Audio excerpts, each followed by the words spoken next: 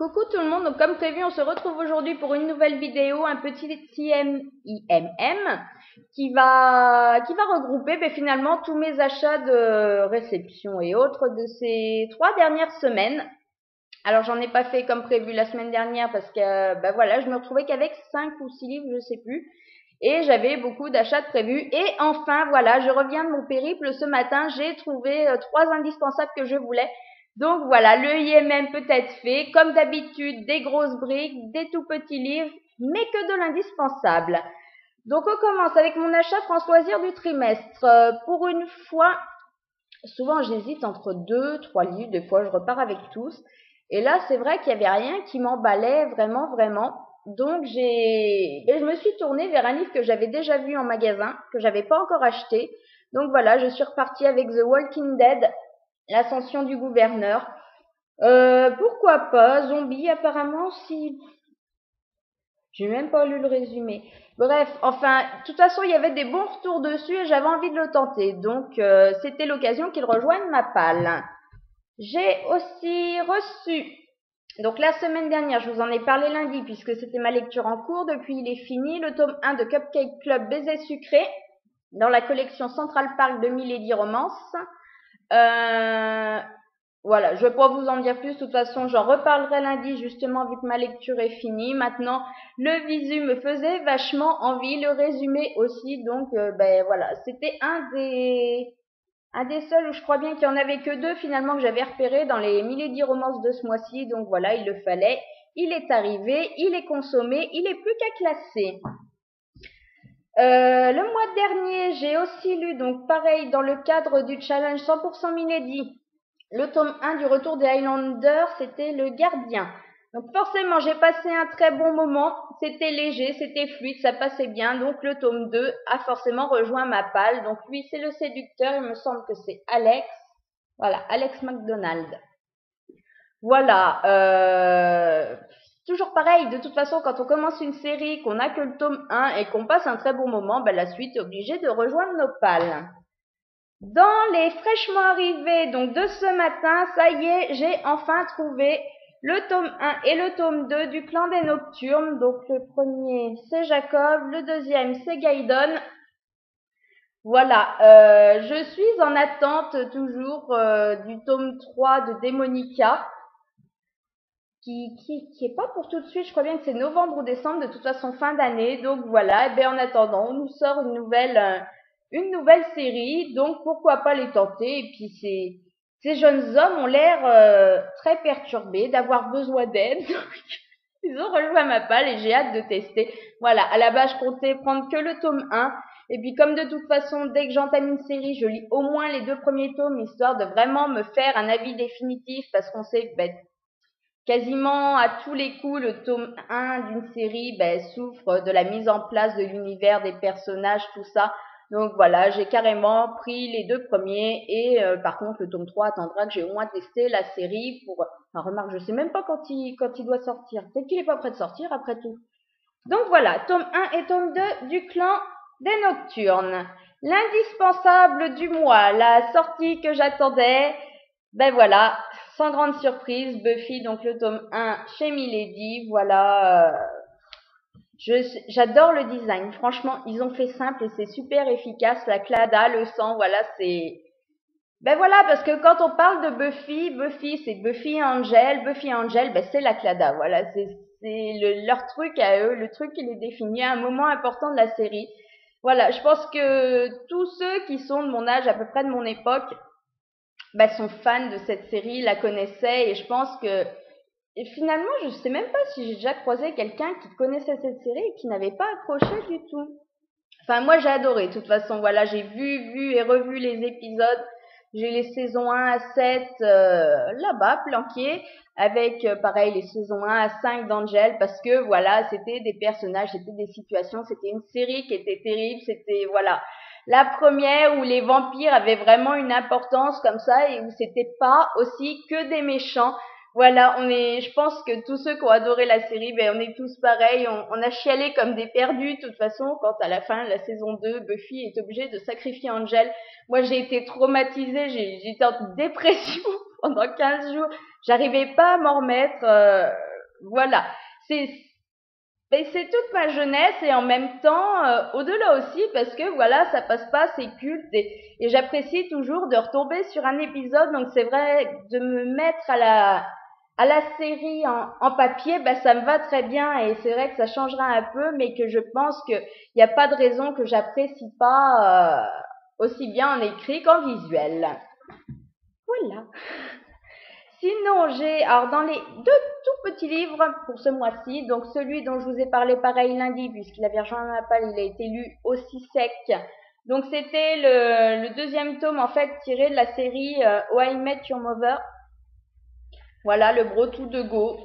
Je le vous laisse en plus, comme je vous l'ai dit. Il a rejoint ma palle, il s'est lu, il s'oublie assez vite, donc voilà, pas un indispensable, mais enfin, voilà, faut compléter la collection. J'allais pas passer du 1 au 3, donc c'est vrai qu'il fallait le 2. A aussi rejoint ma palle un tout petit livre qui fait à peine 160 pages, apocalyptique, parce que voilà, c'est pareil. Là, par contre, on est dans de la chiclite.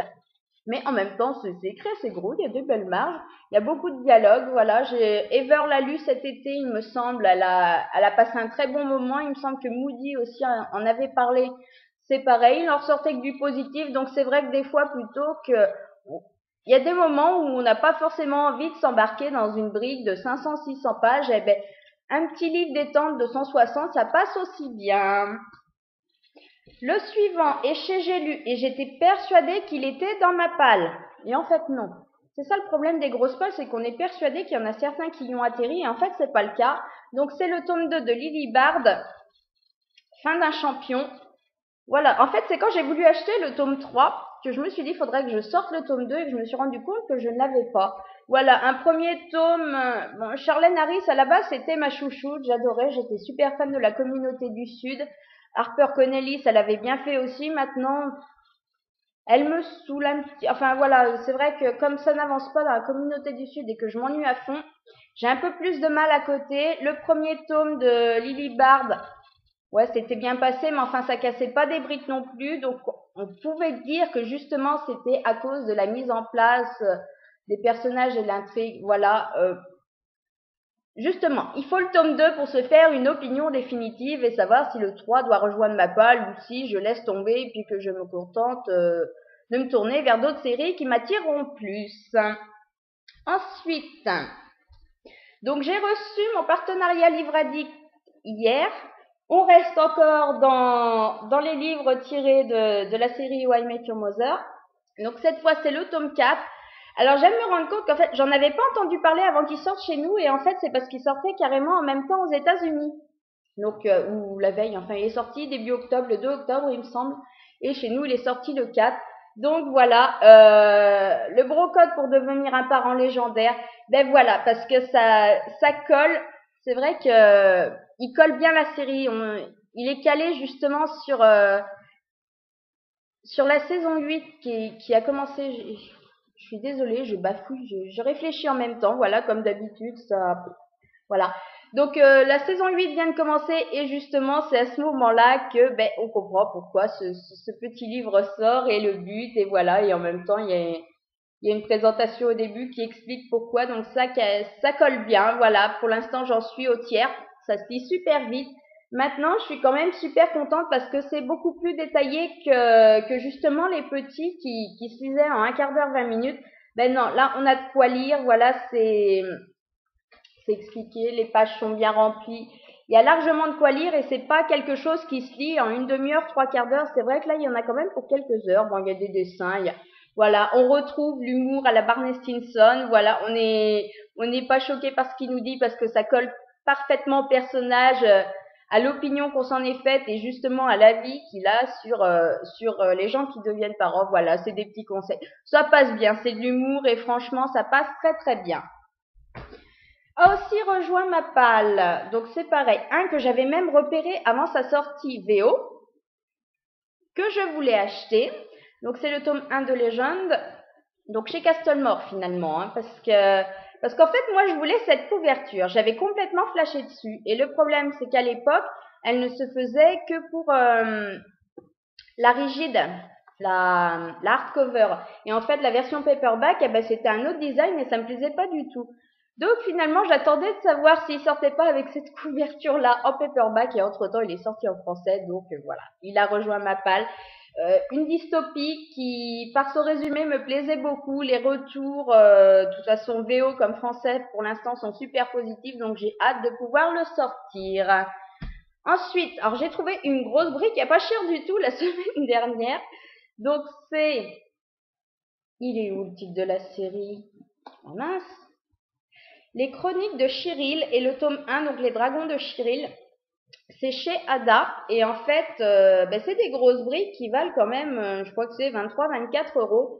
Et là, en ce moment, ils nous ont édité donc le tome 1 en prix découvert, prix de lancement et finalement, il nous revient à 4,50 €.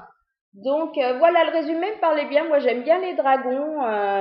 Voilà, c'est des gardiens de dragons. Voilà, un petit peu jeunesse, fantastique. Et c'est vrai que de toute façon, à 4,50 € pour une belle bricounette pareille, eh ben on se dit on tente, on verra bien ce que ça donne. De toute façon, je me suis pas ruinée si finalement c'est pas si terrible que ça. Par contre, une grosse brique et qu'elle coûtait bien cher celle-ci. Que bizarrement, j'ai pas super la motivation à entamer, pas parce que l'histoire me plaît pas, mais parce que c'est très dense. Donc c'est celui qui a rejoint pas mal de pales depuis quelques semaines. Le tome 2 enfin la suite du livre perdu des sortilèges, l'école de la nuit, chez Orbit. Ben voilà, c'est vrai que c'est dense, dense, dense, dense, dense. Oui, on a beau reprendre au pif, c'est toujours aussi dense. J'ai envie de connaître la suite. À la base, j'aurais bien aimé me relire le tome 1, mais je vous avoue que j'ai franchement pas le courage. Je sais même plus en combien de temps j'avais lu.